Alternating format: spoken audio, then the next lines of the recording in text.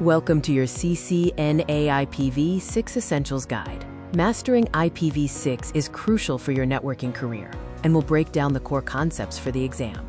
IPv6 represents the future of networking. We're moving away from the limitations of IPv4 to a vastly more expansive system. IPv6 uses a massive 128-bit system compared to IPv4's 32 bits. This provides 2 to the power of 128 addresses, ensuring we won't run out of IP space. Let's highlight the key differences you need to know between IPv4 and IPv6 for the CCNA certification.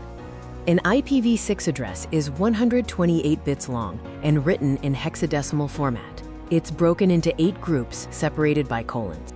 Each of the 8 groups contains 4 hexadecimal digits, and each group is called a hextet or quartet, representing 16 bits of the address.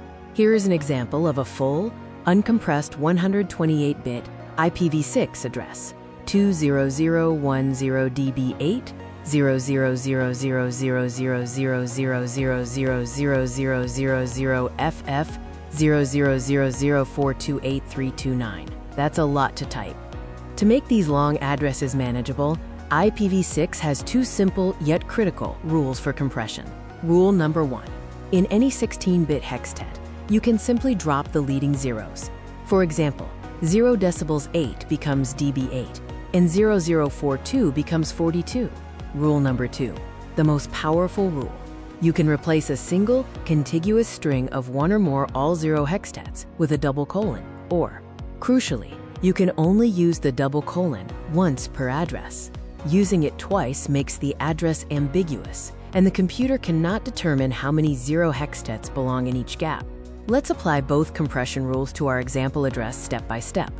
Starting from the full address, we remove leading zeros, and then replace the longest string of 3 consecutive 0 hextets with the double colon to get our final shortened address.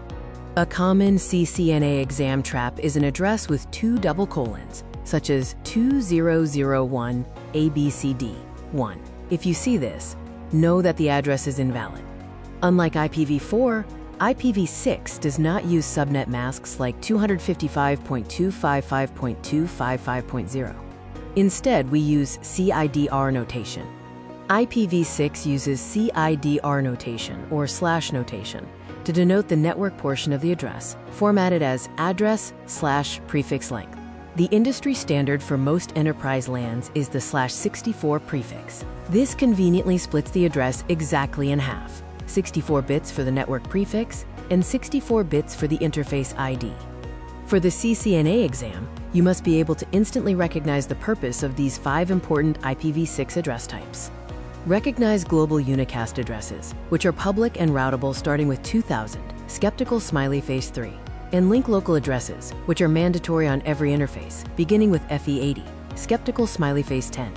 Finally, know the loopback address of 1/128th, the unspecified address, skeptical smiley face 128, and unique local addresses, which are the private IPv6 range starting with FC00, skeptical smiley face 7.